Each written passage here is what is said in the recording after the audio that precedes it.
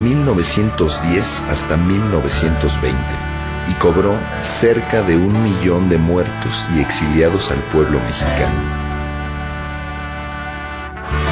Hombres, mujeres, niños, campesinos, obreros, militares, burgueses, hacendados, políticos, todos por igual lucharon en contra y a favor de un poder central para crear el país que hoy conocemos.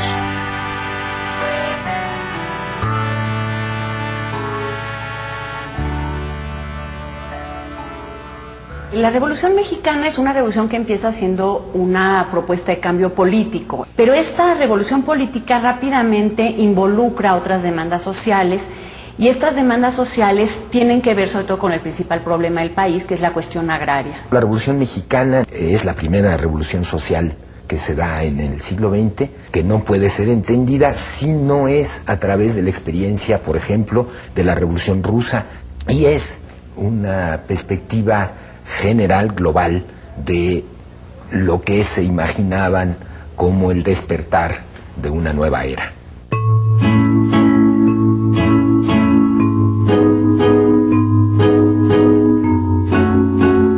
Quizás algunas de las razones de la revolución haya que buscarlas en el gobierno de Porfirio Díaz.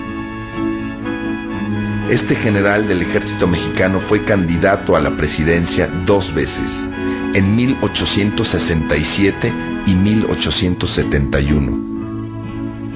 Derrotado en ambas ocasiones por Benito Juárez, tomó el camino de las armas, fracasando su primer intento en 1871. Finalmente, en 1876, logró hacerse con el poder. De esta forma, dio inicio a un nuevo periodo en la historia de México, que duraría más de 30 años y que se llamó el Porfiriato. La dictadura de Porfirio Díaz había sido un fenómeno degenerativo en el que cada vez más y más se consolidaba no solo un poder unipersonal, piramidal, sino además una serie de situaciones de superexplotación y abuso vinculadas a esta estructura del poder. Porfirio Díaz gobernó el país ayudado de un grupo de políticos a los cuales el pueblo denominó científicos, por apoyarse en métodos racionales para la administración del gobierno. Estos científicos poseían un espíritu opuesto al de los militares que habían ayudado a Díaz a obtener su poder. Porfirio Díaz se da cuenta de que para modernizar al país, para insertarlo con éxito en la economía mundial, se necesitaba otro tipo de personas, y estos son personas ilustradas. Fueron un grupo civil de políticos y de lo que ahora se llamaría tecnócratas, que lograron dar un paso hacia una modernización, si bien muy inequitativa e injusta socialmente, muy eficaz económica y políticamente. En 1884, Porfirio Díaz hizo modificar la Constitución para poder reelegirse y así perpetuarse en el poder. Desde ese momento, Porfirio Díaz fue reelecto 7 veces, todas ellas con fraude electoral, un sistema que se volvió cotidiano para el pueblo mexicano. El porfiriato se impuso para eliminar y controlar cualquier tipo de disidencia política que pudiera surgir en el país. Porfirio Díaz había concentrado en muy pocas manos y en unos cuantos favoritos todo el poder económico y todo el poder político. Y él pudo sostenerse en el poder a través de las negociaciones con distintos grupos, y todos ellos reconocían a Porfirio Díaz como su dirigente. Durante esos 30 años de gobierno, Porfirio Díaz logró posicionar a México entre uno de los países con mayor tasa de crecimiento con la ayuda de sus científicos. La población aumentó de 9 millones a más de 15 millones. Las exportaciones aumentaron 6 veces su valor y el gobierno porfirista logró cancelar la deuda que México mantenía con Estados Unidos. Porfirio Díaz, en sus 32 años de gobierno, promovió el desarrollo económico, creó un mercado interno, pero esto no se tradujo, no se desdobló en un bienestar para el resto de la población. Entonces lo que tenías era un pequeño grupo de privilegiados muy rico y un gran país muy pobre.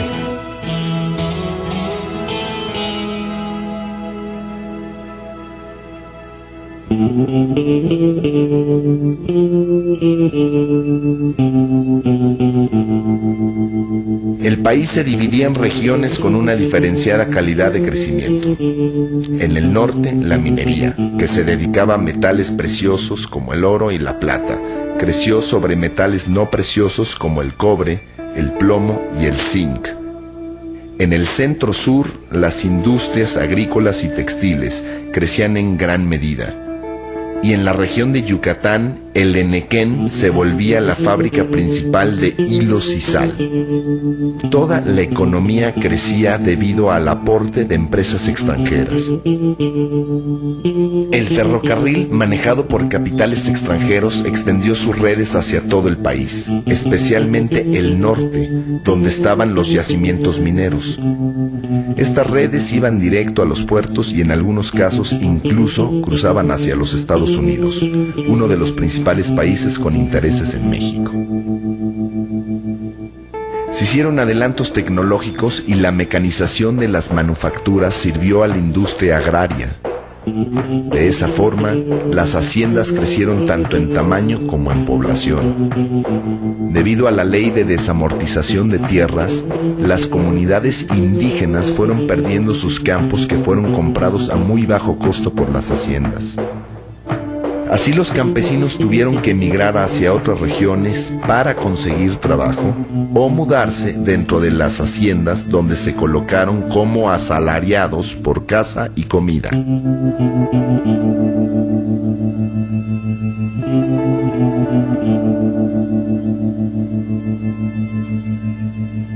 Las haciendas construyeron una manera de relación con los campesinos en las que los tenían amarrados a la tierra. Las tiendas de las haciendas les vendían a precio fijo y a crédito, de tal manera que forzaban una estructura de autoconsumo. El derecho de huelga no existía, los trabajadores eran perseguidos, había censura, la libertad de prensa estaba coaccionada, no había ningún espacio de disidencia política, era una sociedad que no tenía oxígeno. Había mucho descontento y entonces se utilizó mucho a un cuerpo armado que eran los rurales. Era una policía específica para el campo. Y cada vez que un hacendado se quejaba de que había un campesino rebelde o algo, llegaban los rurales, lo levantaban y se lo llevaban como soldado.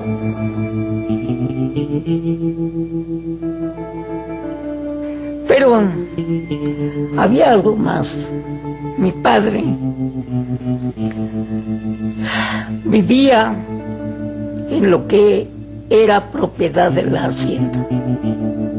Y cuando en la hacienda había alguna cosa que se perdió, el cura mandaba a traer a la gente, la convocaba por medio de la campana para que se confesara.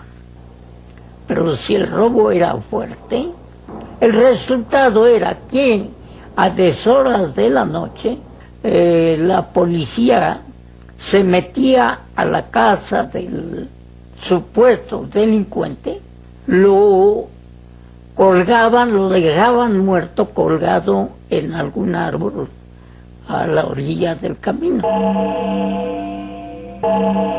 ¿Para qué? Para escarmiento, para que los demás no hicieran robos. Era la forma de dominio de la mente, para que el pueblo siempre estuviera temeroso.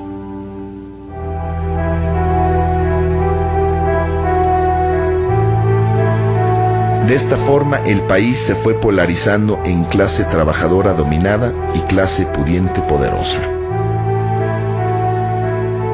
Fundamentalmente las características de peonaje, esclavitud, condiciones asalariadas y de trabajo insufribles muestran el caldo de cultivo que era el porfiriato para una respuesta revolucionaria a una condición insostenible al interior del país. Empezaron a surgir hombres valientes. Fue el inicio del descontento generalizado, lo que dio motivo a que se empezara a pensar en un movimiento armado.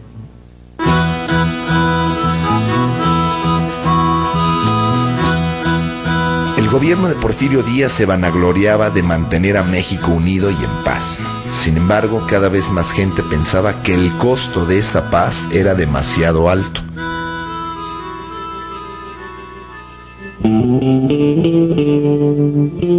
Los primeros en pasar de la crítica a la acción fueron los hermanos Flores Magón, políticos y periodistas originarios de Oaxaca. El inicio del siglo XX ve cómo este país va generando una disidencia cada vez más virulenta, en el origen acaudillada por los hermanos Flores Magón, y una propuesta revolucionaria con gran contenido social que tiene base urbana, pero que es derrotada. Son las primeras expresiones armadas de un intento revolucionario que es considerado en ese sentido precursor. Pero al vivir en el exilio, este grupo tiene un impacto político y militar incluso menor en México. Además, con la radicalización que tuvo el grupo de Flores Magón, pues perdió muchos adeptos, muchos aliados que estaban buscando una salida más moderada en México, una salida básicamente electoral. En 1908, el presidente Díaz fue entrevistado por James Creelman, un prestigioso periodista estadounidense del Pearson's Magazine. En esta entrevista, Díaz reconocía que el pueblo ya estaba listo para elegir sus propios gobernantes y que él se retiraría al finalizar su mandato. Esto renovó las esperanzas de todos aquellos que anhelaban con fervor un cambio. Tanto los campesinos como la élite norteña veían con malos ojos el gobierno del dictador, un gobierno centralizado que imponía a sus gobernantes en los estados del país y que no permitía el ascenso político de ninguna clase. Los miembros disidentes de la clase alta y de la clase media intentaron limitar la influencia que ejercían los científicos sobre Díaz y propusieron a Bernardo Reyes para la vicepresidencia en 1910. Bernardo Reyes fue el militar más importante dentro del aparato de gobierno porfirista. Sin embargo, cuando Porfirio Díaz elige como su vicepresidente, y esto es como su heredero, a un miembro del grupo científico, los reyistas primero se enojan, se desilusionan y convierten su postura en una lucha, digamos, de oposición dentro del régimen. Conforme avanzó el tiempo, se fueron radicalizando y para 1908, 1909 representan la principal oposición al gobierno de Porfirio Díaz. Pero algo más importante, pasa de ser su principal hombre militar, el jefe nato del ejército porfirista, para convertirse en un muy importante opositor electoral. Porfirio Díaz, viendo el gran apoyo que Reyes poseía en la clase media, se negó a aceptarlo como postulante y lo envió en misión militar a Europa, un exilio disfrazado que Reyes podía aceptar o desobedecer. Bernardo Reyes aceptó una comisión que le impuso Porfirio Díaz para ir a estudiar a Europa asuntos militares. Era una reacción obvia por parte de Porfirio Díaz porque temía equivocadamente que Reyes era su principal enemigo, la mayor amenaza. Tanto la clase alta como la clase media quedaron descorazonadas tras la jugada. pero no por mucho tiempo. En el norte del país, en el estado de Coahuila, haciendo eco al reclamo de la élite del lugar y aferrándose a lo que de cierto pudieran tener las declaraciones de Díaz al periodista norteamericano, un hombre escribió el libro La sucesión presidencial en 1910. Ese hombre, Francisco Ignacio Madero, era un empresario agrícola y político coahuilense, nacido en el seno de una familia acomodada. Madero pertenecía a la que quizás era la familia más rica de México y más moderna, porque tenían haciendas, pero tenían también industrias, tenían inversiones financieras y eran consentidos del régimen. Entonces nadie hubiera podido pensar que Madero, hijo de esa familia, podría haber sido un revolucionario. Francisco I. Madero es, además de miembro de esta familia, es un liberal. Él se fue a educar a Europa, se fue a educar a Estados Unidos. Además, regresó simpatizante de las corrientes espiritistas. Entonces Madero, a través de un experimento de medium, escribió la frase amarás a tu prójimo como a ti mismo, y él dice, eso lo cuenta en sus memorias, cuenta que en ese momento él entendió que tenía que dedicarse a la política, porque para que el pueblo mexicano pueda evolucionar espiritualmente necesita primero ser libre, y para ser libre se necesita la democracia. Tras las declaraciones de Díaz y la publicación de su libro, Madero creó el partido antirreeleccionista para competir contra el mismo presidente Díaz, que ya había cambiado de opinión y volvía a presentarse en las elecciones. El partido antirreeleccionista recibió el apoyo de los reyistas desilusionados. Por primera vez a lo largo de sus 30 y tantos años en el poder, Porfirio Díaz enfrenta una oposición auténtica. Esto es muy importante porque no solamente le dieron un mayor número, un crecimiento estadístico al antirreeleccionismo, sino que le dieron cuadros que provenían del sector político, cuadros que tenían experiencia. Entonces dejó de ser un movimiento de la sociedad civil inexperta, ajena al proceso político, y se acordó que se iría de gira por diversos puntos del país, prácticamente atravesar el territorio nacional, para organizar clubs antirreeleccionistas. Él, entre 1905 y 1909, establece contacto con personas independientes de todos los estados y va levantando muchas simpatías. Madero era una persona de muy poca estatura, de voz chillona, y sin embargo con un carisma fuerte, acompañado siempre de su esposa. Entonces tiene una red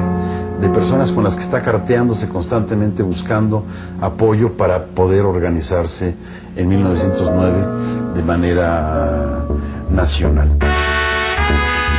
Pero Francisco Madero pretendía conseguir para su estado la autonomía local que el gobierno central impedía al imponer los gobernantes desde la Ciudad de México. Una vez lograda la autonomía, Madero planeaba acceder al poder político.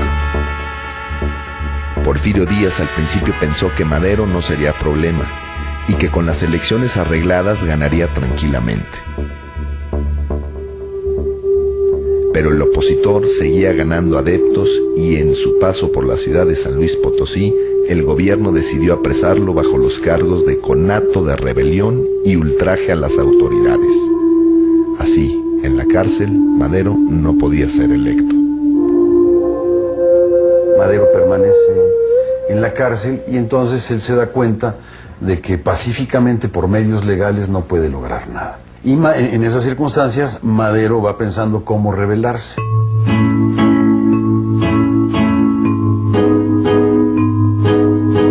Las elecciones se llevaron a cabo el 21 de junio de 1910 y Porfirio Díaz se erigió presidente nuevamente mediante el fraude.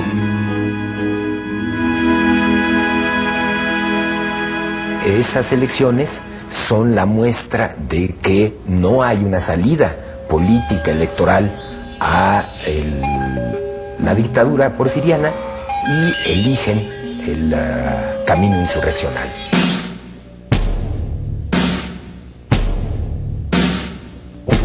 Madero logró escapar de la prisión y cruzó la frontera para refugiarse en la ciudad de San Antonio, Texas, en los Estados Unidos.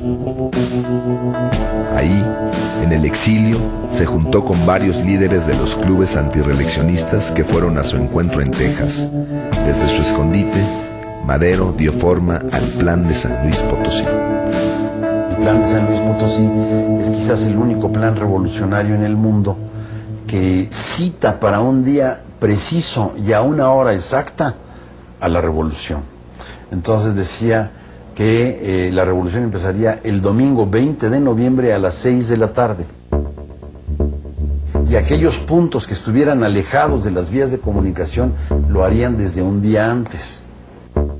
Y curiosamente este llamado a la lucha armada será respondido no desde las zonas urbanas, las clases medias ilustradas, que estaban desgastadas políticamente por la derrota del maronismo, sino va a ser respondido básicamente en centenares de puntos del país por dirigentes comunitarios campesinos.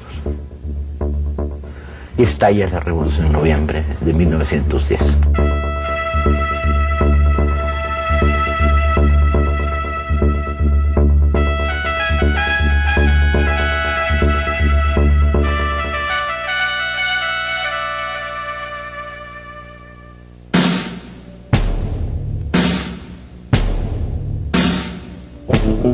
Desde la entrevista que Porfirio Díaz otorgara a Creelman, los ánimos del país habían ido cambiando. Luego del fraude en las elecciones de 1910, las esperanzas de que el dictador entregara el poder pacíficamente se fueron desvaneciendo. Desde los Estados Unidos, Francisco Madero hizo enviar copias del Plan de San Luis a todos los clubes políticos antirreeleccionistas para que juntos consiguieran la victoria. Madero llamó a las armas y quienes acudieron a su llamado no fueron sus antiguos simpatizantes, los miembros del Partido Nacional Antirreeleccionista, sino que los que aceptaron su llamado fueron grupos rurales concentrados en cierta zona del país que tienen otros objetivos. Les interesaba mucho menos la no reelección de Díaz que la consecución de la tierra. Al Plan de San Luis se adhirieron varios movimientos opositores al viejo régimen, entre ellos el grupo de Francisco Pancho Villa y Pascual Orozco en el norte del país, y el de Emiliano Zapata en el centro-sur. Emiliano Zapata podríamos decir que fue un campesino, pero no era de los más pobres. Era alguien que había tenido éxito, del tipo de los rancheros de clase media, y creo que eso lo ayudó a transformarse en líder. Él era también alguien que viajaba un poco, llevaba y traía mercancías entre diferentes poblados, tenía amplios contactos y creo que eso lo ayudó cuando comenzó la revolución. Emiliano Zapata, el caudillo del sur, fue uno de los líderes de la Revolución Mexicana. Nació en San Miguel Anenecuilco, distrito de Ayala, en el estado de Morelos. Ya en septiembre de 1909, los ancianos que componían el consejo regente de su pueblo habían reconocido que no se sentían capaces de sortear la crisis iniciada por la ley de desamortización, por la cual habían ido perdiendo sus tierras. Entregaron el poder a Zapata, quien fue electo presidente de la Junta de Defensa de las Tierras. Desde ese entonces estudió los documentos que acreditaban los derechos de los pueblos a sus tierras y se convirtió en dirigente agrario de Morelos.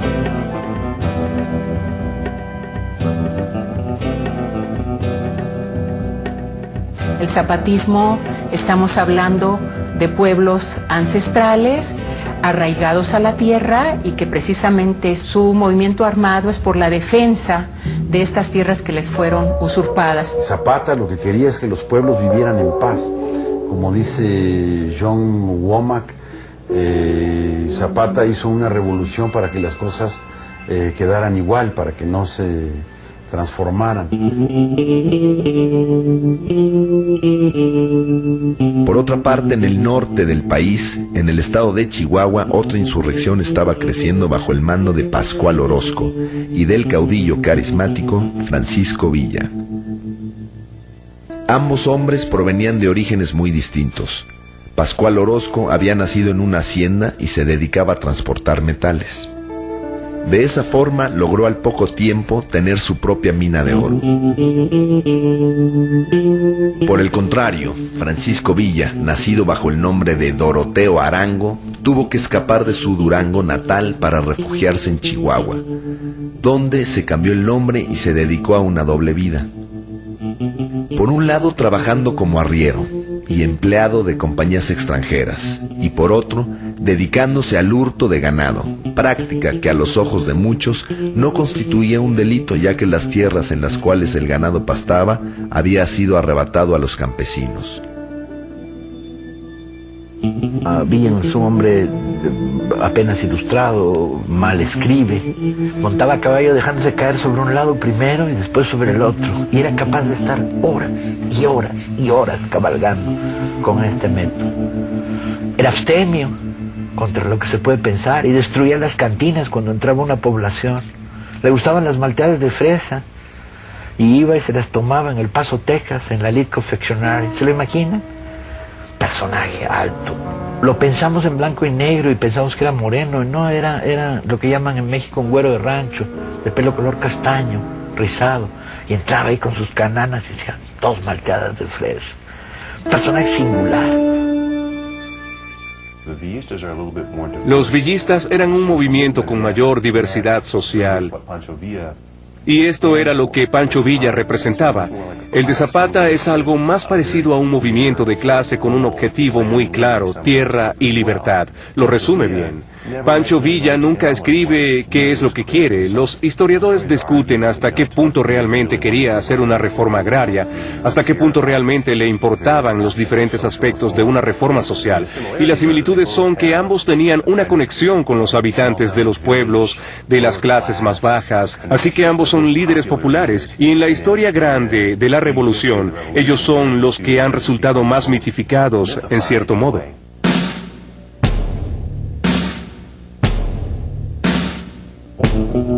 Ya cerca de la fecha señalada en el Plan de San Luis, Madero cruzó la frontera y reingresó en México. El 20 de noviembre se dieron varios estallidos en diferentes estados del país como Chihuahua, Coahuila, Veracruz, Morelos y Guerrero. Esta fue la chispa que desató la Revolución Mexicana.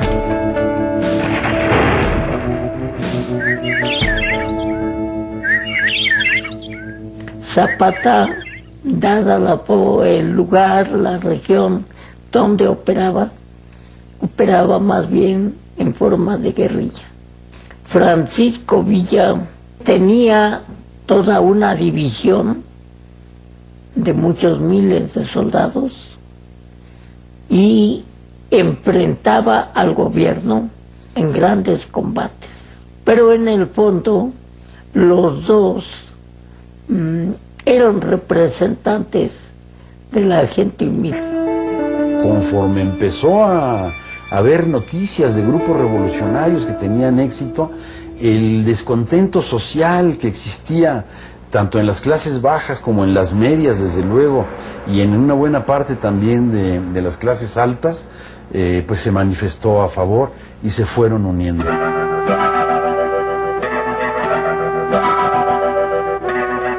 Al Plan de San Luis los zapatistas se adhieren porque está la oferta de devolverle las tierras a los pueblos que hubieran sido usurpadas por los hacendados. La recuperación de las tierras de la que habla Madero, ellos la entienden como una reivindicación ancestral, nació con la conquista, una asignatura pendiente que tenía 4 siglos y que era la reivindicación de los pueblos campesinos.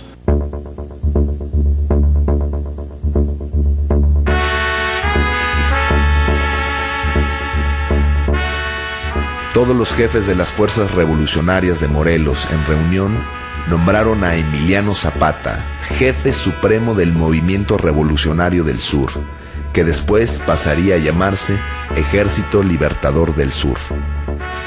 De esta forma, la figura y poderío de Zapata quedaban instaurados. Era el jefe de una de las zonas de guerra más estratégicas, dada su proximidad con la Ciudad de México, centro del poder político y por tener acceso a los caminos de entrada y salida al Distrito Federal.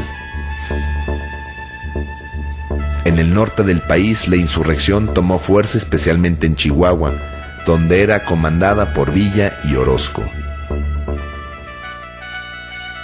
Y a donde quiera que Villa pasa, hace pedazos a las estructuras oligarcas, bien destruyéndolas, como en el caso de Chihuahua y Durango, bien obligándolas a mantener constante pago de derechos de explotación. Siempre en la contradicción de que en el norte no puede acabar de romper con los Estados Unidos porque es su base material. Piensa que la revolución en México se hizo en un país donde no había fábrica de municiones. Por lo tanto, cada vez que querías ir un tiro, tenías que traerte la bala del otro lado. Por lo tanto, la red de contrabando que se tiene que crear, y durante varios momentos hay un bloqueo armamentista, la red de contrabando es inmensa. Durante varios meses, los revolucionarios se enfrentaron al ejército de Díaz, hasta que Villa y Orozco atacaron y tomaron Ciudad Juárez contra las órdenes del mismo Madero. La toma de Ciudad Juárez es la batalla más importante de toda la lucha militar antireeleccionista en contra de Porfirio Díaz. El destino del país se juega en montones de pequeñas insurrecciones armadas, pero una sola batalla en el norte, en el extremo del país, en la frontera. Pareciera absurdo que una revolución se definiera en la periferia y no en el centro, ¿no? Pero así es. Fue así como la revolución fue nutriéndose de gente con, pues a lo mejor no muy clara la cuestión del objetivo de la revolución. Más bien era la inconformidad por la forma en que el hacendado y sus capataces trataban al pueblo.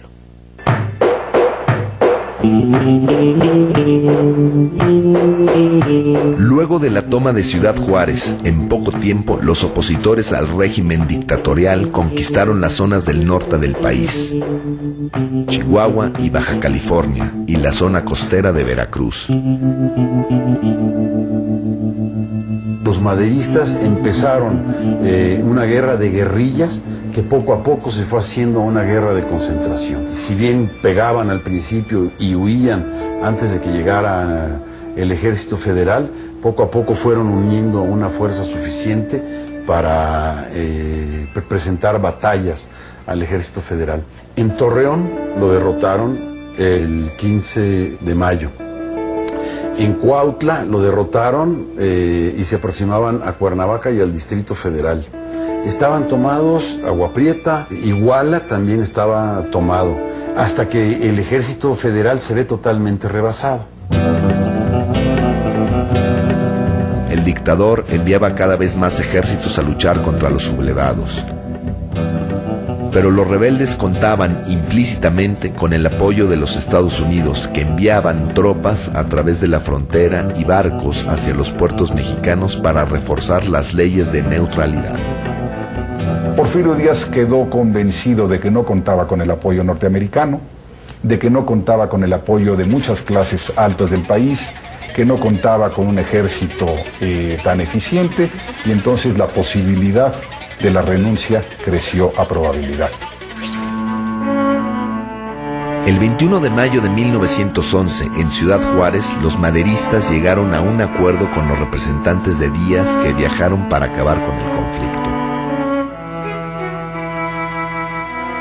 La apuesta política de Madero era que ahí terminaba la revolución y él asumía el poder presidencial con el lema de sufragio efectivo, no reelección, y con eso iniciaría la vida política del México moderno. Para Madero lo peor que le podía ocurrir a México era otra revolución, porque una revolución, dice, siempre la hace alguien, y los revolucionarios siempre le cobran a la patria sus servicios muy caros. Entonces él no quería una revolución sino luchar pacíficamente. El 25 de mayo de 1911, Díaz renuncia y se nombra a León de la Barra como presidente interino, en lo que él se supone pacificaba al país y llamaba a nuevas elecciones. Después de la firma del pacto y ante nuevos disturbios acaecidos en la Ciudad de México, Porfirio Díaz se embarcó hacia París, donde moriría 4 años después. El gobierno provisional de Francisco León de la Barra, según el pacto, duraría desde mayo hasta noviembre de 1911, momento donde convocaría elecciones generales y entregaría el poder. Como era un presidente interino, la ley le señalaba que tenía como tarea estabilizar políticamente al país nuevamente para llamar a elecciones. Pero además le hace algunas jugadas un poco extrañas. Madero va al estado de Morelos a entrevistarse con Zapata, quien no quería licenciar a sus tropas, y mientras están Zapata y Madero conferenciando, el León de la Barra envía a un grupo del Ejército Federal comandados por Victoriano Huerta a atacar a los zapatistas, esperando que Zapata se sintiera traicionado y fusilara a Madero. Y de este modo él resolvía el problema.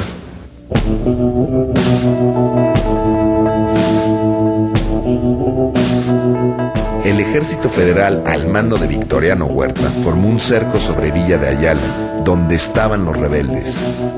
Ahí esperaron emboscados a que Zapata se rindiera y depusiera las armas como pedía Madero. El combate tuvo inicio a las 3 de la tarde y continuó hasta el anochecer, cuando Zapata pudo salir en retirada.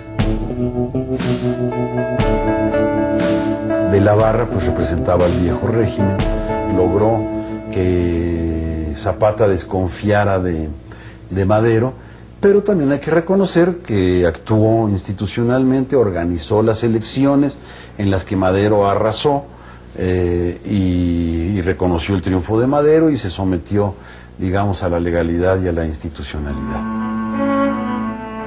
En las primeras elecciones, luego del porfiriato, Madero prácticamente no tuvo oposición y fue elegido presidente por abrumadora mayoría, mientras que Pino Suárez resultó vicepresidente electo. El 6 de noviembre de 1911, Francisco Madero tomó posesión de la presidencia de la República.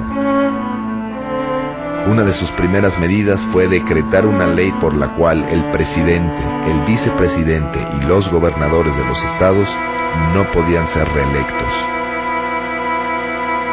Las políticas, pues, de Madero, aún en contra de sus consejeros, son abrirse completamente a las libertades ciudadanas. Y es un gobierno muy criticado, es un gobierno que todo el tiempo impugnado, es un gobierno al que la caricatura política ataca, y él los deja. Y eso le va causando muchos problemas desde el punto de vista simbólico, porque su investidura empieza a perder realmente el poder. El gobierno maderista sufrió el asedio de la prensa, la oposición legislativa y la permanente conspiración de los porfiristas, quienes, desde sus posiciones en el gobierno y con el poder económico, se oponían al presidente. Madero recibía por una parte los reclamos de los hacendados en contra de los campesinos, a quienes llamaban usurpadores. Por otro lado, también recibía las quejas de los campesinos encabezadas por los antiguos líderes de los ejércitos revolucionarios, especialmente por Emiliano Zapata, que pedían, ahora más que nunca, la autonomía local y los gobiernos de sus estados. Zapata estaba convencido de que si el presidente hubiera deseado, le hubiera devuelto a los pueblos las tierras que habían perdido a manos de las haciendas, de los hacendados. Sin embargo, Madero le dice a Zapata que esto tiene que esperar a pasar por un proceso legal. No puede ser de la noche a la mañana ni por un acto de autoridad justamente dictatorial, fuera de las leyes. Eso no era lo que Madero proponía. Bueno, Madero quería que Zapata entregara las armas. ¿Qué cambio estaba ofreciendo? ¿Qué cambio estaba realizando? Y entonces Zapata, ya con los suyos, se remontaron a las montañas del estado de Puebla y fue allí donde se elaboró el plan de Ayala. Madero no puede dar satisfacción a las demandas que su propia movilización social ha levantado, de tal manera que se producen nuevos alzamientos. El plan de Ayala lo cuenta todo, la tierra para el que la trabaja, y esta idea central pues, se vuelve más compleja y se expresa la recuperación de las tierras comunitarias, la ruptura de la estructura de las haciendas. Y al mismo tiempo, en el norte un alzamiento extraño en el que se liga las demandas legítimas agrarias con los grupos de la vieja oligarquía que están reorganizándose y resistiendo, acaudillado por Pascual Orozco. Hostigado por las fuerzas de Zapata en el sur y por Pascual Orozco en el norte, Madero se decidió a utilizar el último recurso que le quedaba, el Ejército Federal. Bajo el mando del general Victoriano Huerta, las tropas federales se movilizaron para reprimir a los insurgentes. Sin embargo, el golpe de gracia para el gobierno maderista no provendría de los rebeldes que se negaban a deponer las armas, sino del propio Ejército Federal. En esta segunda fase de la contrarrevolución, un golpe militar en la Ciudad de México, protagonizado por los restos del ejército porfirista que no habían sido tocados por Madero, porque Madero lo que hace cuando toma el poder es negocia y deja al ejército como Estado, y se produce un cruento golpe de Estado en la Ciudad de México. Entre el 9 y el 18 de febrero de 1913 se produjeron en la Ciudad de México sangrientos combates que dejaron centenares de muertos. Estos episodios fueron conocidos por el nombre de Decena Trágica.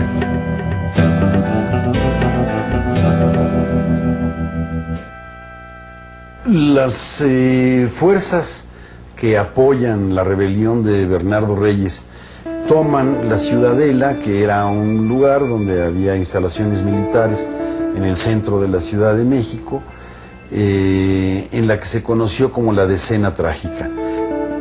Madero trata de sitiarlos y le da el mando de las tropas de la ciudad al general Victoriano Huerta, pero este general, a través de la embajada americana, entra en componendas con los rebeldes y apresa al presidente Madero con una jugada política, lo obliga a su dimisión y por tanto en su renuncia él llega al poder, y desde el punto de vista legal estaba todo aceptable, desde el punto de vista real fue un golpe de Estado. El presidente Madero y el vicepresidente Pino Suárez se encontraban detenidos esperando que Huerta decidiera qué hacer con ellos. En la noche del 22 de febrero de 1913, las tropas del ejército iniciaron el traslado de los prisioneros hacia la cárcel del Distrito Federal. En el camino, los mismos militares simularon un ataque y aprovecharon la ocasión para acribillar a Madero y a Suárez.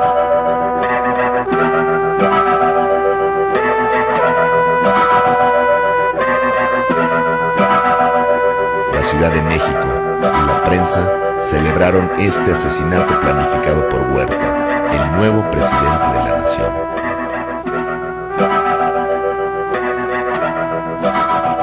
A partir de esto surge una nueva experiencia revolucionaria, que es, se construye la dictadura de Huerta en la Ciudad de México y el viejo maderismo evolucionando va construyéndose, todos tendrá Huerta.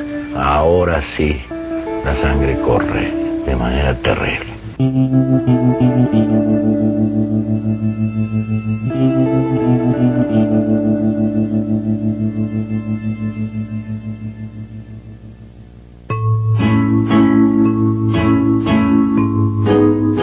A medida que fue cobrando forma el gobierno de Victoriano Huerta, demostró que su política era igual a la del antiguo régimen de Porfirio Díaz en materia económica y agraria.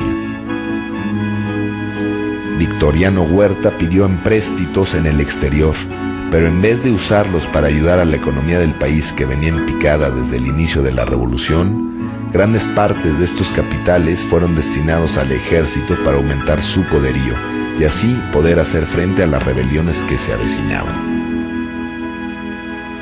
Aquí es donde se dan las concentraciones y las organizaciones que van a ser paradigmáticas, las imágenes de la Revolución Mexicana, de grandes convoyes de ferrocarril, en donde en el techo van los revolucionarios acompañados de sus mujeres, las Adelitas, como se les conocía, son de esta etapa.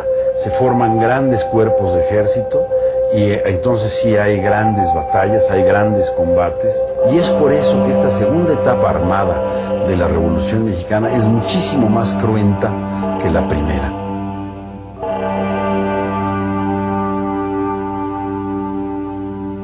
Ahí es donde ya surgen militarmente las figuras que sean claves en el proceso revolucionario. Un oscuro gobernador en Coahuila, Venustiano Carranza, que es uno de los pocos gobernadores que mantienen la legalidad maderista. Villa en Chihuahua, que se vuelve la fuerza hegemónica, reuniendo decenas de guerrillas. Álvaro Obregón y los pequeña burguesía sonorense, con un amplio frente de clases. Y estas fuerzas empiezan militarmente a avanzar contra el viejo ejército, ahora sí, de la dictadura, en la fase más cruenta de la revolución. Conforme avanzaban estos ejércitos al centro del país, iban expulsando a los políticos huertistas de esos estados, iban también haciendo huir a las élites regionales y estableciendo nuevos pactos con clases medias, con sectores populares. Entonces realmente es una lucha, por un lado, contra el ejército huertista, pero también es una lucha contra élites locales y contra un aparato político regional en todos estos ámbitos.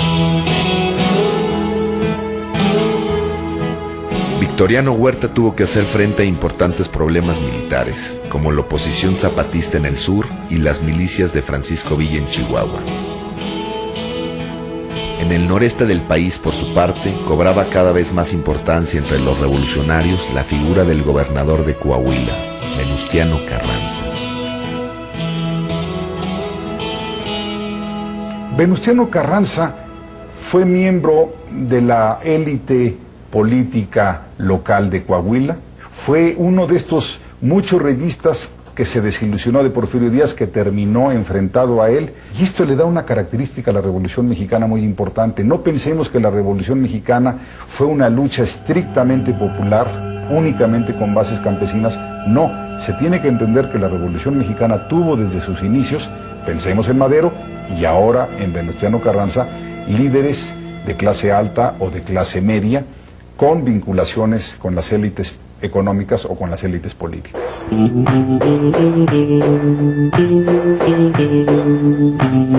Desde el estado de Morelos, Zapata se carteaba con Villa para ponerse de acuerdo y derrocar a Huerta. Venustiano Carranza trataba de organizar el ejército revolucionario, aunque era receloso de los otros caudillos. Bueno, Venustiano Carranza lanza el plan de Guadalupe, que llama a pelear contra Victoriano Huerta para regresar al orden constitucional. Por eso se les llaman constitucionalistas. Alrededor de Venustiano Carranza llegan una serie de caudillos regionales, algunos de gran prestigio como Pancho Villa, y también hombres de una gran claridad política, tanto de centro como lo que conoceríamos ahora de izquierdas, y van conformando un grupo político en el cual Venustiano Carranza es el llamado primer jefe. Carranza logró atraer a Villa hacia sus filas, a pesar del carácter rebelde e insumiso del líder del norte. Zapata, por su parte, nunca reconoció a Carranza y continuó por su lado la lucha contra Huerta en el sur. Mientras la actividad zapatista afectaba directamente a la Ciudad de México, en el norte los constitucionalistas conseguían importantes victorias contra Huerta y avanzaban hacia el centro del país. Los constitucionalistas de Carranza contaban con el apoyo de otro actor político fundamental en la región, los Estados Unidos de América. Bueno, la relación de Venustiano Carranza con Estados Unidos varió a lo largo de los años. En un primer momento, digamos 1913, Estados Unidos ve a Venustiano Carranza como el líder de un movimiento que lo primero que controla política, social y militarmente es el norte del país. Y en el norte del país estaban concentradas las inversiones extranjeras norteamericanas. Estados Unidos prefería negociar con un revolucionario de corte más moderado, con experiencia política, con cierta legalidad, como era Venustiano Carranza, a negociar, pactar con revolucionarios de corte más popular, impredecibles en cierto sentido, como eran Pancho Villa, o incluso Emiliano Zapata, con quien Estados Unidos tenía muy pocos nexos, en tanto que no había frontera y había pocas inversiones norteamericanas en la zona de Morelos.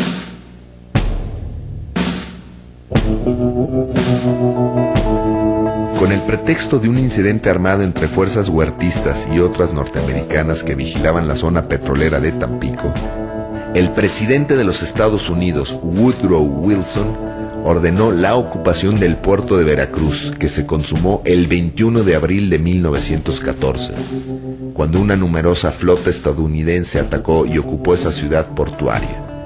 Las tropas federales huyeron 10 minutos después de que comenzara el bombardeo. La invasión de los Estados Unidos a Veracruz se da en abril de 1914 y tiene varios objetivos. Primero, Estados Unidos estaba perfectamente informado que había crecientes diferencias entre Venustiano Carranza y Francisco Villa. El riesgo que veía Estados Unidos es que el enfrentamiento entre Villa y Carranza creciera de tal manera que o empezara la guerra entre ellos, o que simplemente Villa decidiera ya no participar en la revolución en contra de Huerta. Cualquiera de las dos posibilidades iba a dar como resultado que Huerta permaneciera por un tiempo más largo al frente del poder. Un segundo elemento es que Estados Unidos estaba también perfectamente informado que venían armas desde Europa para el gobierno huertista. Entonces decide impedir la llegada de estas armas a Victoriano Huerta para luego decir: yo también colaboré en la derrota del huertismo, yo también colaboré en la instalación del nuevo gobierno y por lo tanto tengo derecho a exigir ciertas concesiones. Está pensando en sus inversiones y en la futura política petrolera.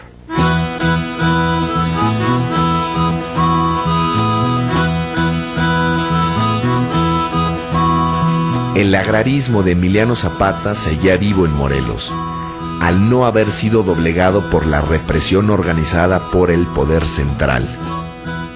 Al mismo tiempo, Pancho Villa y su división del norte incrementaban sus acciones armadas.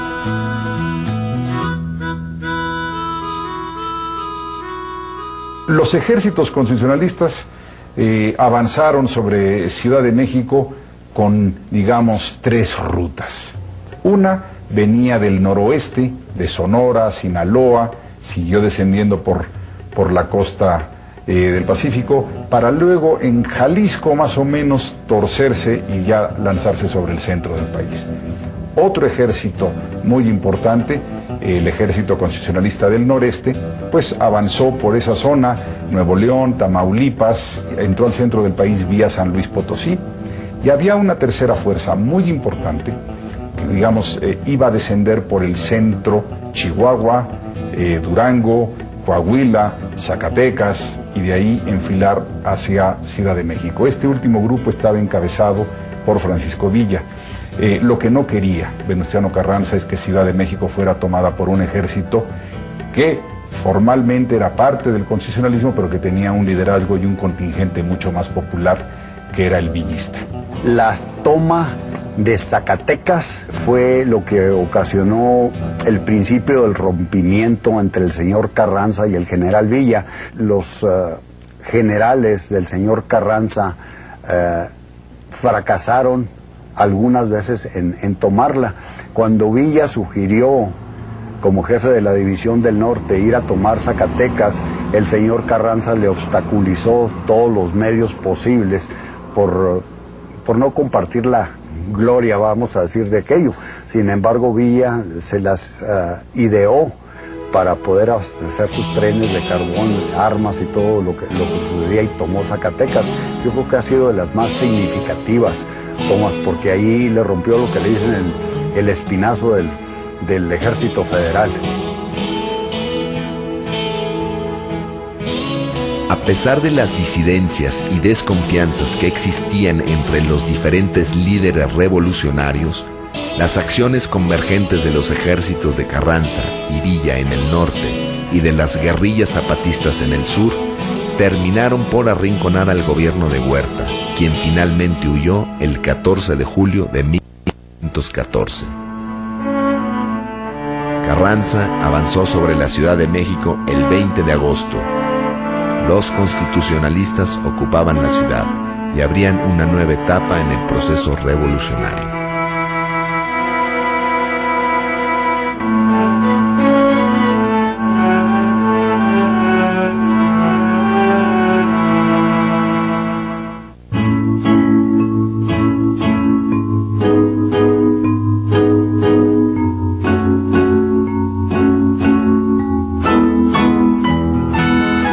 El 20 de agosto de 1914, Venustiano Carranza entró en la capital del país y asumió la presidencia provisional de la República. Con ello se cumplía el Plan de Guadalupe y aparentemente se daba fin a la guerra. Al día siguiente, Carranza envió al general Álvaro Obregón a Chihuahua para negociar con Pancho Villa el reconocimiento de su gobierno. Ante los zapatistas, asumió una posición semejante a la de Madero. Exigió el sometimiento incondicional. El Ejército Libertador del Sur, por su parte, refrendó su bandera de lucha, el Plan de Ayala, que decía que una convención de los jefes revolucionarios de todo el país debía elegir al gobierno provisional de la República. La posición de Villa y Zapata era ofensiva con Carranza, y esto anunciaba la futura contienda. Es una guerra típica de todos los procesos revolucionarios que en el mundo ha habido. Esto es, primero, todos estos ejércitos se aliaron para vencer al enemigo común, que era el antiguo régimen. Una vez vencido el antiguo régimen, esto es, el gobierno de Victoriano Huerta, sobrevino una guerra que era previsible, predecible, que es la guerra entre los ejércitos revolucionarios antes aliados, para que cada uno de ellos tratara de imponer su modelo revolucionario en particular, el modelo de Villa, el modelo de Zapata, que se aliaron temporalmente, o el modelo de Venustiano Carranza. En octubre de 1914, Carranza intentó llevar a cabo una convención de líderes revolucionarios a su manera en la Ciudad de México, pero Villa y Zapata se negaron a participar si la reunión se llevaba a cabo en la capital, que estaba controlada por los carrancistas. Carranza aceptó entonces trasladar la convención a la ciudad de Aguascalientes. Zapata se negó a reconocer la soberanía de la Asamblea y expuso que era indispensable que Carranza renunciara al poder ejecutivo. Designó una comisión para acudir a Aguascalientes, pero sin el carácter de delegados. Había un sector en la convención de revolucionarios de la clase media, de políticos profesionales, de políticos revolucionarios. A ellos se les encargó formalmente el poder ejecutivo de la convención, pero sus relaciones, sus similitudes con Zapata y Villa eran mínimas y por lo tanto estaban condenados a una pronta separación. Al aprobarse el Plan de Ayala en Aguascalientes, el carrancismo pasó por un momento difícil. Carranza y Obregón vieron cómo en la asamblea que ellos mismos habían convocado, sus propuestas no encontraban eco. En cambio, se propagaba la fuerza de los sectores más radicales de la revolución, cimentada en la unidad todavía frágil de Villa y Zapata, los líderes de los ejércitos revolucionarios del norte y del sur. Derrotados en la convención, Carranza y Obregón abandonaron la capital y huyeron hacia Veracruz. En la convención revolucionaria se decide que alguien tiene que encargarse del Poder Ejecutivo y Eulalio Gutiérrez es el personaje que podía, digamos, aglutinar y negociar con ambos grupos y permitirles a los dos caudillos retirarse con sus tropas. La realidad es que el poder político lo tenían ambos, Villa y Zapata, y Eulalio Gutiérrez tuvo un poder muy acotado que impidió hacer realmente un gobierno aceptado. Los meses que van de julio a diciembre de 1914 son meses interesantísimos en la Ciudad de México, porque a lo largo de estos 4 o 5 meses la ciudad está por temporadas en manos de los constitucionalistas, después entran los ejércitos de la convención con Villa y Zapata a la cabeza. No hay una autoridad organizada en la ciudad. A finales de noviembre de 1914, las avanzadas zapatistas ocuparon los barrios capitalinos del sur y llegaron hasta el Palacio Nacional, mientras que las tropas villistas se empezaban a instalar en las afueras. Pancho Villa envió una carta a Zapata diciendo: "No entraré a la capital de la República con las fuerzas de mi mando, hasta que no tenga el gusto de hacerlo en compañía de usted, pues deseo que todo el mundo se dé cuenta de que estamos unidos fraternalmente y dispuestos a hacer toda clase de esfuerzos y sacrificios por el bienestar y tranquilidad de nuestra patria, por la que tanto hemos luchado, usted en las montañas del sur y yo en las estepas del norte".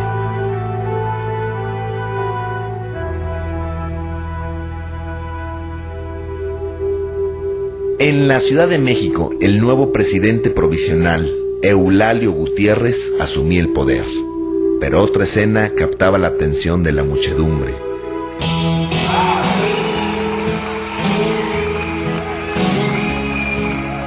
El pueblo de la capital envolvía al general Francisco Villa y los vítores resonaban cuando se vio aparecer por la carretera de Cuernavaca la comitiva del general Emiliano Zapata. La guardia del Ejército Libertador era impotente para contener el torbellino humano. Todos querían estar cerca de los jefes rebeldes y estrechar sus manos. Los dos líderes se entrevistaron en el Palacio de Xochimilco. Era el mediodía del 4 de diciembre de 1914. Las alianzas entre Zapata y Villa y sus pugnas con otros políticos clasemedieros de la convención es fácilmente explicable. Ellos se reconocen como inexpertos en política, se encuentran a las afueras de Ciudad de México, en Xochimilco, a finales de 1914, y la conversación es impresionante. Ellos dicen que prefieren estar en sus campamentos, que prefieren la vida revolucionaria, incluso llegan a decir que no les gusta caminar en banquetas, ¿sí?, sobre la acera. Esto lo que nos está queriendo decir de manera metafórica es que no estaban capacitados para la organización de un gobierno. Cuando Villa y Zapata llegan a la Ciudad de México y se retratan en esta fotografía tan famosa en la silla presidencial, pues no saben qué hacer con ella y se van. Y Zapata se regresa a Morelos y Villa con sus ejércitos. Digamos que hay un cúmulo de accidentes en el proceso histórico que no hace tan simple la idea de por qué no querían el poder. Cuando se sientan en la silla presidencial, se sientan para reírse y burlarse de ella y del símbolo de poder que la silla supuestamente significa, que por cierto no era la silla presidencial, era un sillón heredado de la vieja tradición de los sillones de palacio que empezaba con el imperio. Zapata y Villa pudieron haber sido dos grandes gobernantes. No había ambición en ellos, ambición personal. pero desgraciadamente tampoco hubo una visión política.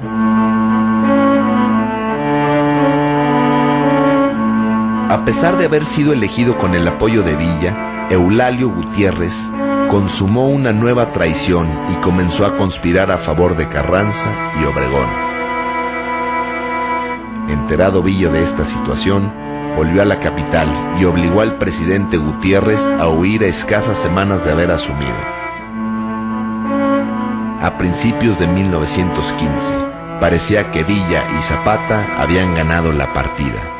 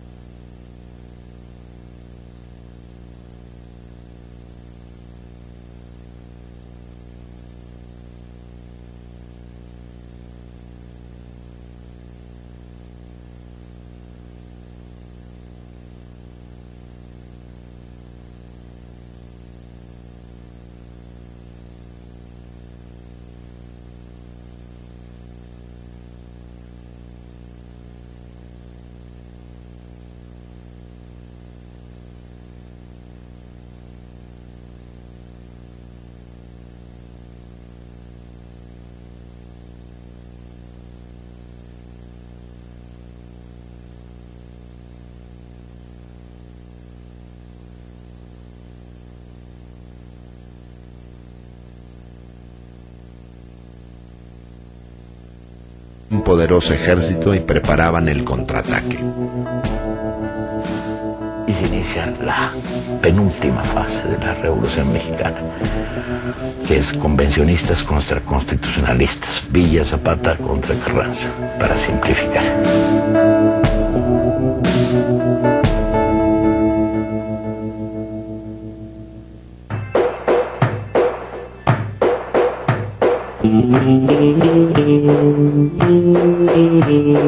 Tras la huida del presidente provisional Eulalio Gutiérrez, en enero de 1915, los villistas tomaron el poder de la Ciudad de México.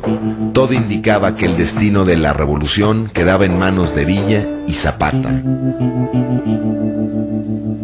Pareciera ser que Pancho Villa y Emiliano Zapata han ganado la guerra y controlan al país, cuando en realidad Venustiano Carranza desde Veracruz empieza una labor, digamos, de guerra, en donde la política es un asunto importante y se empieza a llegar de aliados, de tal manera que los ejércitos populares quedan divididos: Pancho Villa en el norte, Emiliano Zapata en el sur, y el control de las zonas productivas más importantes van siendo ganadas por el mismo Carranza, hasta que deja a estos dos grupos simplemente como grupos guerrilleros.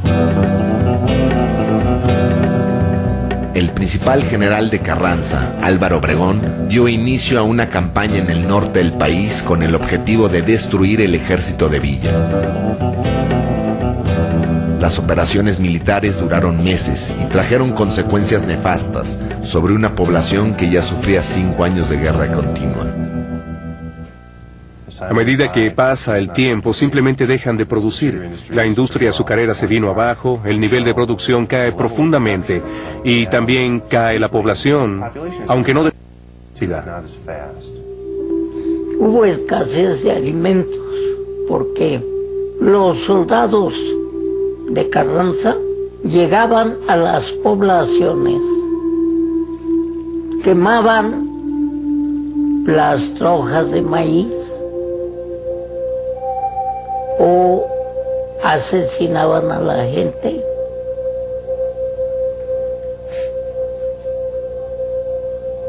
Fue un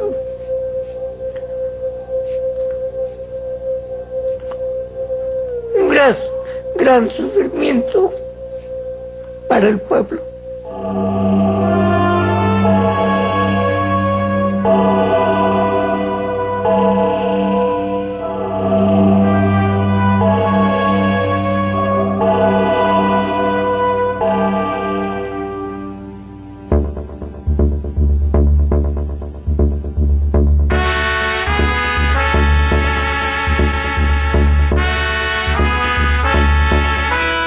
El presidente de los Estados Unidos, Wilson, llamó a todos los revolucionarios a hacer la paz en beneficio del pueblo mexicano.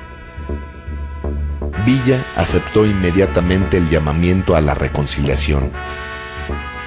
Pero ahora los carrancistas tenían mejores razones para continuar luchando. Su ejército ascendía a 100,000 hombres y les ganaban en número a los 40,000 villistas y 20,000 zapatistas que continuaban la lucha. Entre abril y julio de 1915, los carrancistas derrotaron a los villistas en Celaya, Guanajuato, León y Aguascalientes. Aquí en Agua Prieta, Sonora, en la frontera de Douglas, Arizona, el gobierno americano deja transportar tropas federales para combatir al general Villa en Agua Prieta y del lado americano ponen reflectores hacia el lado mexicano donde venían las avanzadas villistas y fue una derrota total. De ahí hubo gran animosidad del general Villa porque lo estaban obstaculizando o más bien estaban contra él. Los americanos cambiaron. Carranza, habiendo ganado poderío y con el gobierno de los Estados Unidos apoyándolo, invitó a los villistas y zapatistas a reunificarse bajo su autoridad. Los líderes se negaron a deponer las armas y la lucha continuó.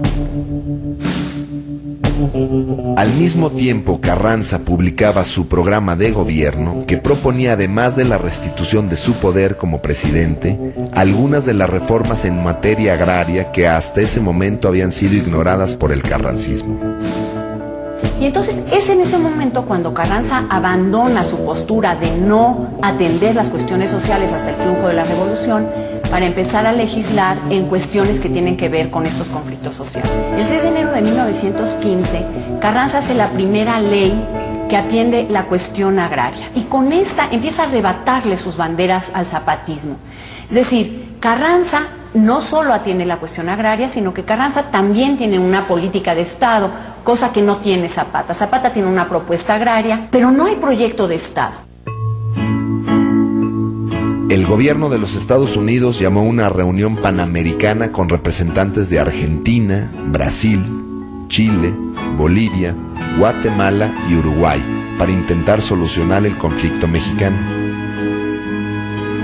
El 9 de octubre de 1915, los representantes de los países americanos concluyeron que el partido de Carranza era el único que poseía los elementos esenciales para el reconocimiento como gobierno de facto en México. Con esta legitimización internacional, el gobierno de Carranza quedaba reconocido, mientras que los ejércitos de Villa y Zapata se veían reducidos nominalmente a simples rebeldes. Carranza llega al poder realmente en 1915, porque sus fuerzas consiguen vencer a Pancho Villa. Ellos triunfaron en las grandes batallas que decidieron la revolución, y Zapata no ayudaba en todo esto. La gente discutía para ver quién era el responsable. Villa no enviaba armas, Zapata no salía a pelear. Las razones del triunfo de Carranza son múltiples y complejas. Políticas, económicas, sociales, militares. Carranza calendarizó las actividades de su ejército. Primero dijo, vamos a vencer al villismo, que es el gran enemigo en términos militares, y dejemos para una segunda etapa a los zapatistas. Carranza contaba con por lo menos 2 o 3 ejércitos, Villa únicamente con su división del norte, que él la consideraba indivisible. Entonces, al obligarlo a enfrentar varios frentes, la eficiencia militar del ejército villista quedó hecha pedazos. Entonces Carranza llega al poder porque Villa y Zapata no cooperan de buena manera por la ayuda de los Estados Unidos y por tener a un mejor general, creo yo. El mejor líder militar no era seguramente Carranza, sino el general Obregón, porque siempre leía sobre estrategia, era un hombre muy culto, aplica las tácticas de la Primera Guerra Mundial, pero también creo que lo importante en la estrategia de Carranza y de Obregón es que son muy buenos construyendo alianzas, mucho mejores que Zapata y mucho mejores que Con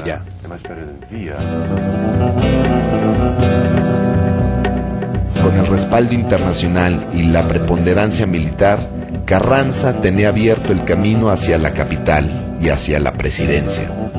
Villa, por su parte, se negaba a entregar las armas. Acusaba a Carranza de haber vendido a México a los Estados Unidos. Las fuerzas carrancistas siguieron combatiendo contra Villa, que disolvió su ejército y lo convirtió en guerrillas. Villa en su etapa guerrillera es mucho más radical frente a los Estados Unidos y dice cosas como hay que hacer una zanja de 500 metros que no pase uno solo, ¿no? Y cortarles el telégrafo para que ni siquiera puedan comunicarse con nosotros. Lo que provocará que Villa se vuelva el monstruo que los norteamericanos siempre necesitan para definir su política exterior. Entonces surgen los carteles de $50,000, Villa, dead or alive. Y todo este proceso se va construyendo en la propia historia de la Revolución Mexicana, la versión de los vencedores, la versión de los vencidos.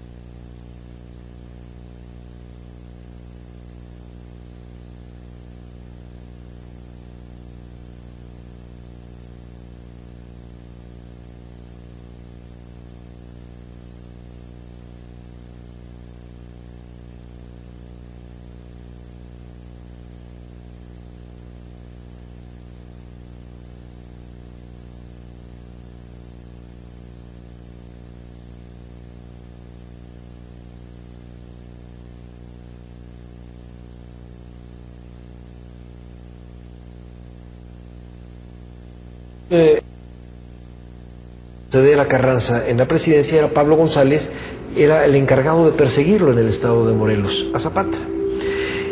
Y Pablo González tiene un subordinado que se llamaba Jesús Guajardo, que finge rebelarse a Carranza para irse al norte y traer armas y apoyar a Zapata. Entonces Zapata no sabe qué hacer, algunos de sus hombres le dicen que no crea nada, otros estando en un momento de debilidad, una fuerza, un aliado así le caería muy bien. y entonces decide ponerse de acuerdo con él y quedan de verse en la hacienda de Chinameca para acordar ya los últimos detalles de esta alianza, y Zapata va confiado a la hacienda de Chinameca, y cuando va llegando ahí, soldados apostados en muchísimos lados les disparan a él y a las personas que lo acompañaban y lo asesinan a traición.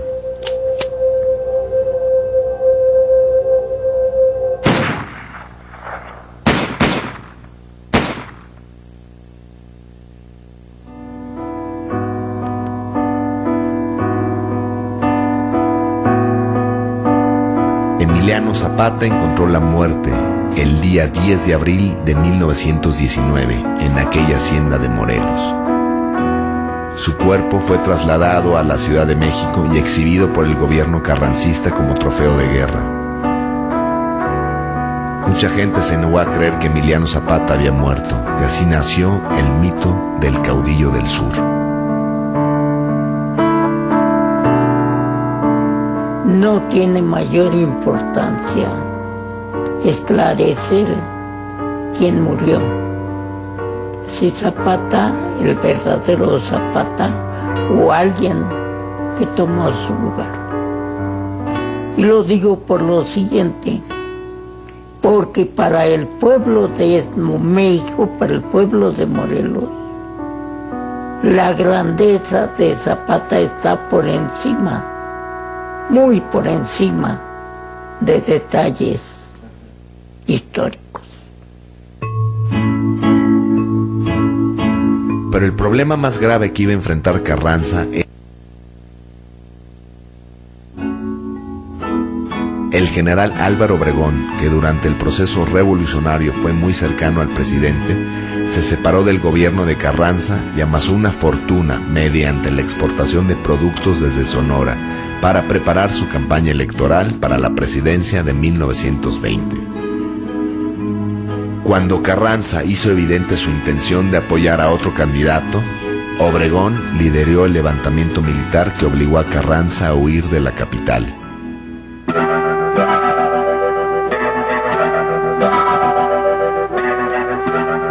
El 21 de mayo de 1920, los insurrectos encontraron a Carranza en una localidad del estado de Puebla y ahí le dieron muerte.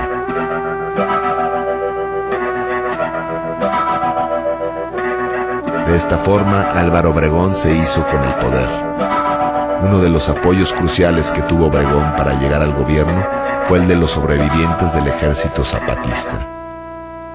Los distintos grupos armados de los zapatistas empiezan a negociar con Álvaro Obregón, de tal manera que a la caída de Carranza, ellos apoyan a Obregón y entran con Obregón a la Ciudad de México, y es el presidente Obregón quien acepta el discurso zapatista como parte del discurso de su gobierno revolucionario.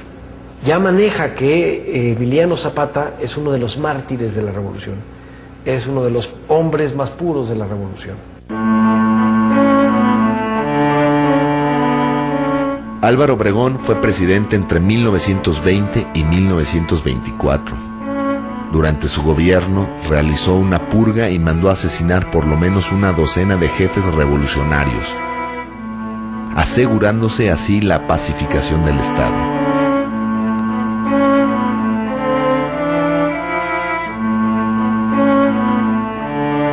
Junto a quien sería su sucesor, Plutarco Elías Calles, Obregón comenzó a tramar la eliminación del último gran líder revolucionario, Pancho Villa, el caudillo del norte, a pesar de que éste ya había abandonado las armas. Para 1923, Villa, metido en la hacienda de Canutillo, donde se había retirado después de retirarse de la lucha armada, representaba para Obregón y Calles un problema y un peligro. Venían unas nuevas elecciones, había dos candidaturas confrontadas, la más progresista de la Huerta. El miedo a que Villa fuera a aliarse con esta candidatura y volviera a convertirse en el temidísimo caudillo militar que había sido, los tenía muy preocupados, de tal manera que un complot surgido desde abajo fue adoptado y encubierto desde arriba. Quien vino a meterlo en un problema, vaya, fue la prensa. y le dice que si él favorece a algún partidario. Creo que le gustaba el señor Adolfo de la Huerta. Dice, me gusta Fito. Así le decía a Fito, creo que es buen muchacho. Y por ahí también comenta un error fatal, que no pensaran que Pancho Villa estaba muerto, que ya hasta había acabado, que todavía tenía él el poder de levantar 20,000 hombres en armas. Ahí fue la puntilla para planear su muerte, ¿verdad?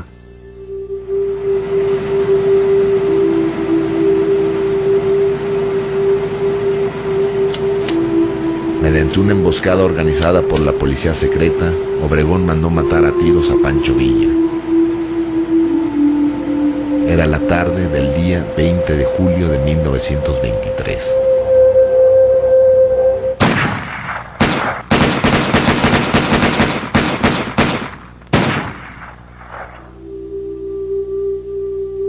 Cuando Villa salía de la ciudad de Parral, muy cercana a Canutillo, le metieron 150 tiros al coche en el que viajaba. Se usaron rifles de alto poder y balas expansivas que en aquella época solo tenía el ejército. Los 9 asesinos, sus nombres se conocerían al paso de los años, eran pistoleros de pueblo, rancheros. Pero detrás del complot había un segundo piso con los ricos de Parral, y detrás de ese un tercer piso, donde sin duda estaba involucrado Calles.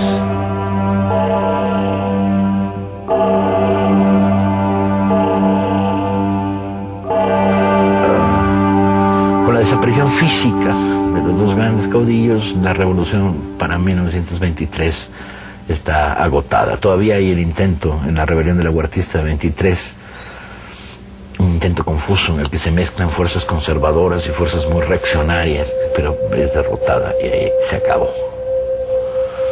En el momento en que el proceso culmina, hay en este país, detrás de la Revolución Mexicana, 1 millón de muertos, una constitución más o menos progresista, pero también una victoria de las fuerzas, digamos, conservadoras dentro del arco revolucionario, y una sensación de que la revolución no llegó hasta donde debe haber llegado y no cumplió con el programa que había colocado sobre la mesa.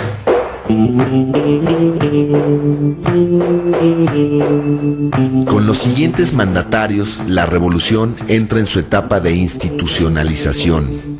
El partido oficial del gobierno, que en 1946 toma el nombre del Partido Revolucionario Institucional, sería el encargado de reorganizar el país, monopolizando el poder hasta el año 2000. Durante todo el periodo revolucionario, ninguno de aquellos que alcanzaron la presidencia, ni Madero, ni Carranza, ni Obregón, ni su sucesor Calles, se dedican a implementar la cuestión agraria. Hasta que en la década de 1930 el general Lázaro Cárdenas impulsó desde su presidencia el mayor reparto de tierras que se produjo en México desde el estallido de la revolución.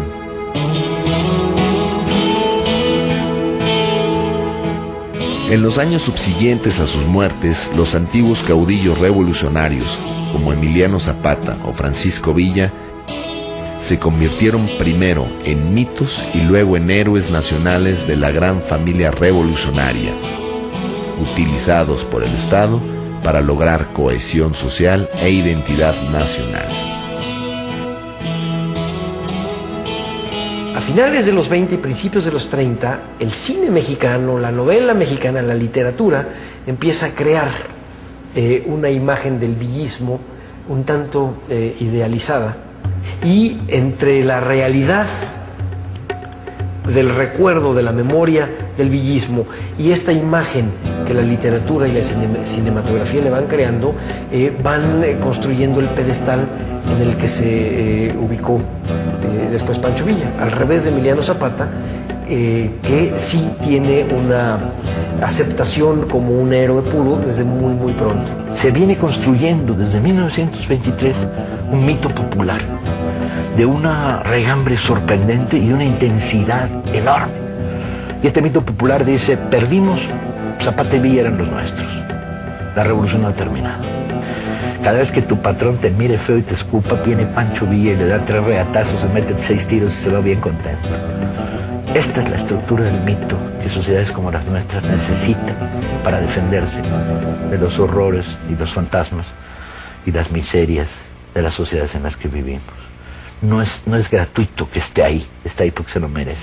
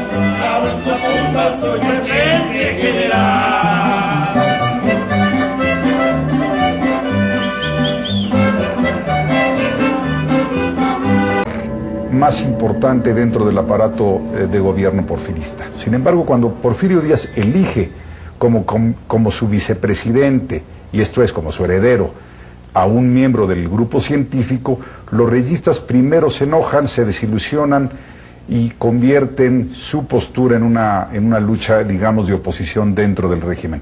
Conforme avanzó el tiempo, se fueron radicalizando y para 1908, 1909 representan la principal oposición al gobierno de Porfirio Díaz. Pero algo más importante, pasa de ser su principal hombre militar, el jefe nato del ejército porfirista, para convertirse en un muy importante opositor electoral. Porfirio Díaz, viendo el gran apoyo que Reyes poseía en la clase media, se negó a aceptarlo como postulante y lo envió en misión militar a Europa, un exilio disfrazado que Reyes podía aceptar o desobedecer. Bernardo Reyes aceptó una comisión que le impuso Porfirio Díaz para ir a estudiar a Europa asuntos militares. Era una reacción obvia por parte de Porfirio Díaz porque temía equivocadamente que Reyes era su principal enemigo, la mayor amenaza. Tanto la clase alta como la clase media quedaron descorazonadas tras la jugada, pero no por mucho tiempo. En el norte del país, en el estado de Coahuila, haciendo eco al reclamo de la élite del lugar y aferrándose a lo que de cierto pudieran tener las declaraciones de Díaz al periodista norteamericano, un hombre escribió el libro La sucesión presidencial en 1910. Ese hombre, Francisco Ignacio Madero, era un empresario agrícola y político coahuilense, nacido en el seno de una familia acomodada. Madero pertenecía a la que quizás era la familia más rica de México y más moderna, porque tenían haciendas, pero tenían también industrias, tenían inversiones financieras y eran consentidos del régimen. Entonces nadie hubiera podido pensar que Madero, hijo de esa familia, podría haber sido un revolucionario. Francisco I. Madero es, además de miembro de esta familia, es un liberal. Él se fue a educar a Europa, se fue a educar a Estados Unidos. Además, regresó simpatizante de las corrientes espiritistas. Entonces Madero, a través de un experimento de medium, escribió la frase amarás a tu prójimo como a ti mismo, y él dice, eso lo cuenta en sus memorias, cuenta que en ese momento él entendió que tenía que dedicarse a la política, porque para que el pueblo mexicano pueda evolucionar espiritualmente necesita primero ser libre, y para ser libre se necesita la democracia. 1910 hasta 1920, y cobró cerca de 1 millón de muertos y exiliados al pueblo mexicano. Hombres, mujeres, niños, campesinos, obreros, militares, burgueses, hacendados, políticos, todos por igual lucharon en contra y a favor de un poder central para crear el país que hoy conocemos.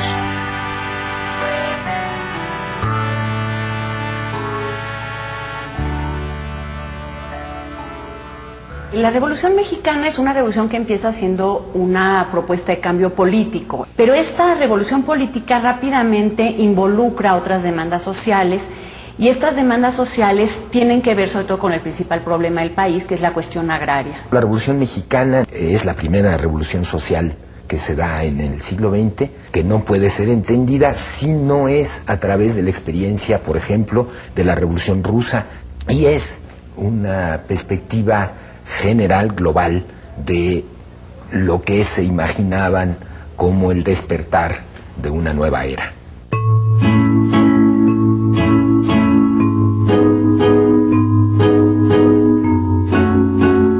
Quizás algunas de las razones de la revolución haya que buscarlas en el gobierno de Porfirio Díaz. Este general del ejército mexicano fue candidato a la presidencia 2 veces, en 1867 y 1871.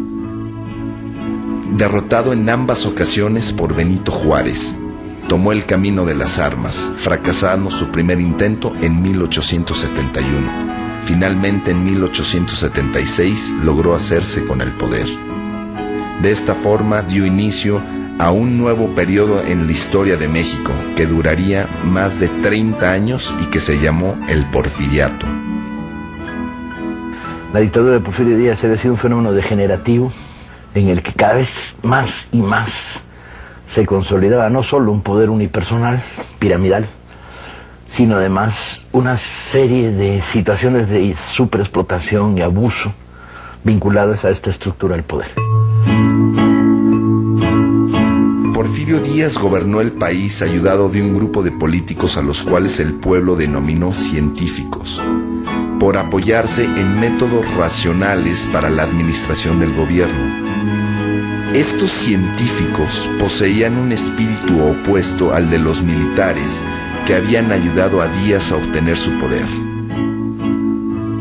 Porfirio Díaz se da cuenta de que para modernizar al país, para insertarlo con éxito en la economía mundial, se necesitaba otro tipo de personas, y estos son personas ilustradas. Fueron un grupo civil de políticos y de lo que ahora se llamaría tecnócratas, que lograron dar un paso hacia una modernización, si bien muy inequitativa. Características de peonaje, esclavitud, condiciones asalariadas y de trabajo insufribles muestran el caldo de cultivo que era el porfiriato para una respuesta revolucionaria a una condición insostenible al interior del país. Empezaron a surgir hombres valientes. Fue el inicio del descontento generalizado, lo que dio motivo a que se empezara a pensar en un movimiento armado.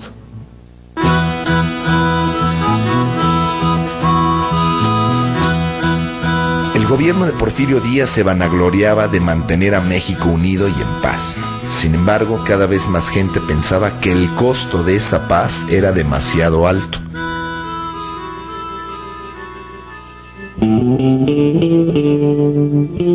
Los primeros en pasar de la crítica a la acción fueron los hermanos Flores Magón, políticos y periodistas originarios de Oaxaca. El inicio del siglo XX ve cómo este país va generando una disidencia cada vez más virulenta, en el origen acaudillada por los hermanos Flores Magón, y una propuesta revolucionaria con gran contenido social que tiene base urbana, pero que es derrotada. Son las primeras expresiones armadas de un intento revolucionario que es considerado en ese sentido precursor. Pero al vivir en el exilio, este grupo tiene un impacto político, militar incluso menor en México. Además, con la radicalización que tuvo el grupo de Flores Magón, pues perdió muchos adeptos, muchos aliados que estaban buscando una salida más moderada en México, una salida básicamente electoral. En 1908, el presidente Díaz fue entrevistado por James Creelman, un prestigioso periodista estadounidense del Pearson's Magazine. En esta entrevista, Díaz reconocía que el pueblo ya estaba listo para elegir sus propios gobernantes y que él se retiraría al finalizar su mandato. Esto renovó las esperanzas de todos aquellos que anhelaban con fervor un cambio. Tanto los campesinos como la élite norteña veían con malos ojos el gobierno del dictador, un gobierno centralizado que imponía a sus gobernantes en los estados del país y que no permitía el ascenso político de ninguna clase. Los miembros disidentes de la clase alta y de la clase media intentaron limitar la influencia que ejercían los científicos sobre Díaz y propusieron a Bernardo Reyes para la vicepresidencia en 1910. Bernardo Reyes fue el militar. Haciendas crecieron tanto en tamaño como en población. Debido a la ley de desamortización de tierras, las comunidades indígenas fueron perdiendo sus campos que fueron comprados a muy bajo costo por las haciendas. Así los campesinos tuvieron que emigrar hacia otras regiones para conseguir trabajo o mudarse dentro de las haciendas donde se colocaron como asalariados por casa y comida.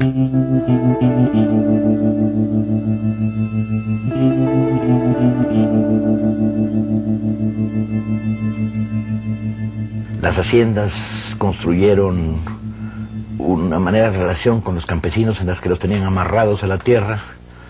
Las tiendas de las haciendas les vendían a precio fijo y a crédito, de tal manera que forzaban una estructura de autoconsumo. El derecho de huelga no existía, los trabajadores eran perseguidos, había censura, la libertad de prensa estaba coaccionada, no había ningún espacio de disidencia política, era una sociedad que no tenía oxígeno. Había mucho descontento y entonces se utilizó mucho a un cuerpo armado que eran los rurales. Era una policía específica para el campo. Y cada vez que un hacendado se quejaba de que había un campesino rebelde o algo, llegaban los rurales, lo levantaban y se lo llevaban como soldado.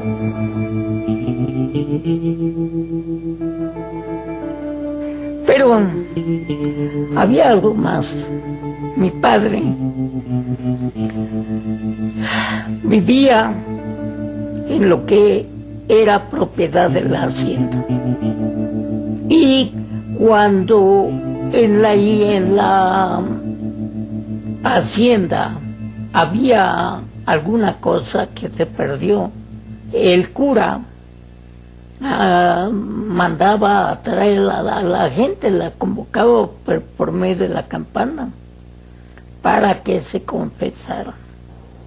Pero si el robo era fuerte, el resultado era que a deshoras de la noche la policía se metía a la casa del supuesto delincuente, lo colgaban, lo dejaban muerto colgado en algún árbol a la orilla del camino.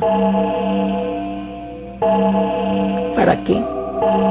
Para escarmiento, para que los demás no hicieran robos. Era la forma de dominio de la mente, para que el pueblo siempre estuviera temeroso.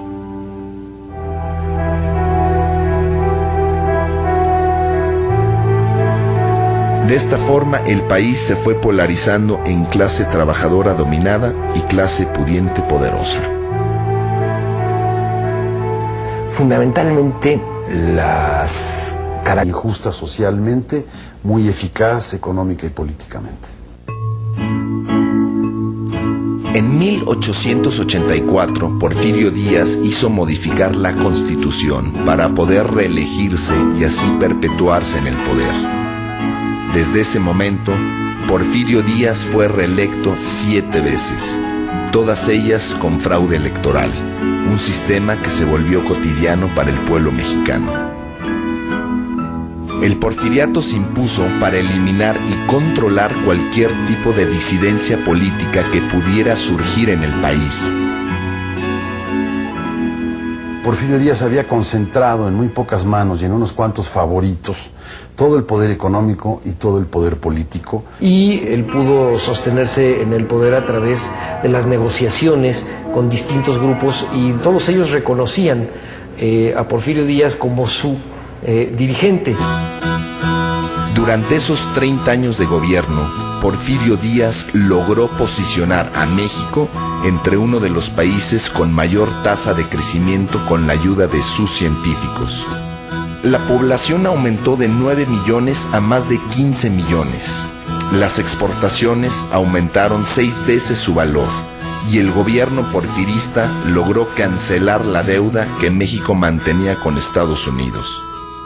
Porfirio Díaz, en sus 32 años de gobierno, promovió el desarrollo económico, creó un mercado interno, pero esto no se tradujo, no se desdobló en un bienestar para el resto de la población. Entonces, lo que tenías era un pequeño grupo de privilegiados muy rico y un gran país muy pobre.